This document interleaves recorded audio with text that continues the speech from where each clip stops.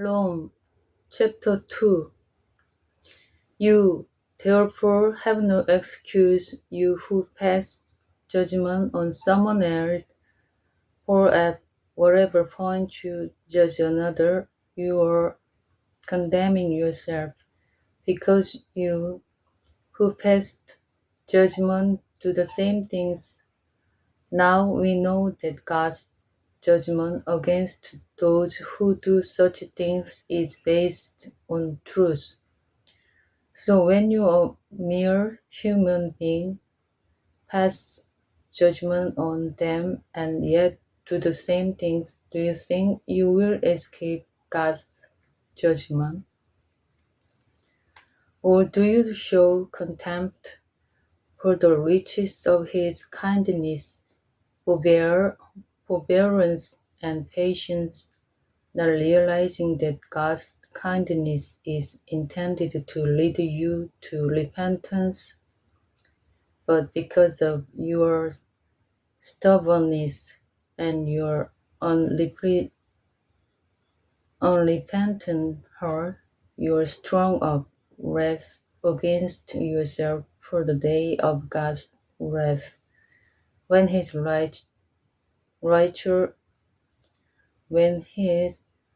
righteous judgment will be revealed. God will repay each person according to what they have done. To those who by persistence in doing good seek glory, honor, and immortality, He will give eternal life. But for those who are self-seeking and who reject the truth and follow evil, there will be wrath and anger.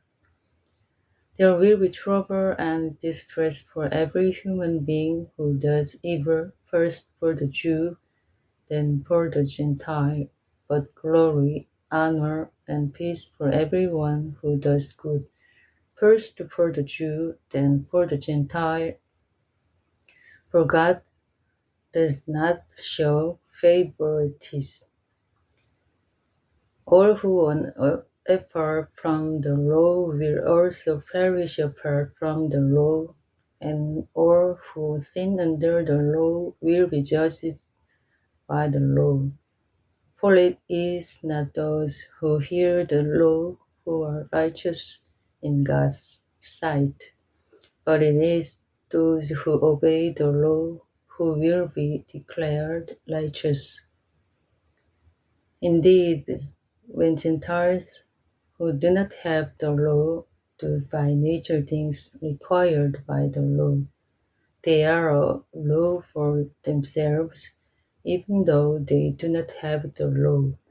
They show that the requirements of the law are written on their hearts, their consciences also bearing witness, and their thoughts sometimes accusing them and at other times even defending them.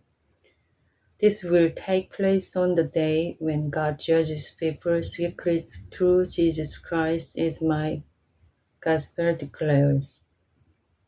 Now if you call yourself a Jew, if you rely on the law and boast in God, if you know His will and approve of what is superior because you are instructed by the law, if you are convinced, then you are a guide for the blind, a light for those who are in the dark, an instructor of the foolish, a teacher of little children, because you have in the law the embodiment of knowledge and truth, you then who teach others.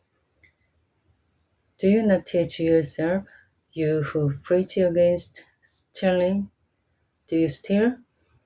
You who say that people should not commit adultery, do you commit adultery?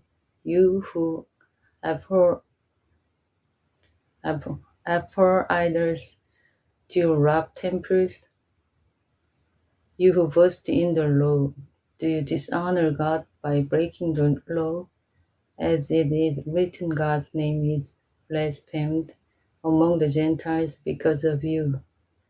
Circumcision has value if you observe the law, but if you break the law, you have become as though you had not been circumcised. So then, if those who are not circumcised keep the law's requirements, will they not be regarded as though they were circumcised? The one who is not circumcised physically and yet obeys the law will condemn you who, even though you have the written code and circumcision, are a lawbreaker. A person is not a Jew who is one only outwardly, nor is circumcision merely outward and physical. No person is a Jew who is one inwardly, and circumcision is circumcision of the heart by the Spirit, not by the written code. Such a person's praise is not from other people, but from God. Amen.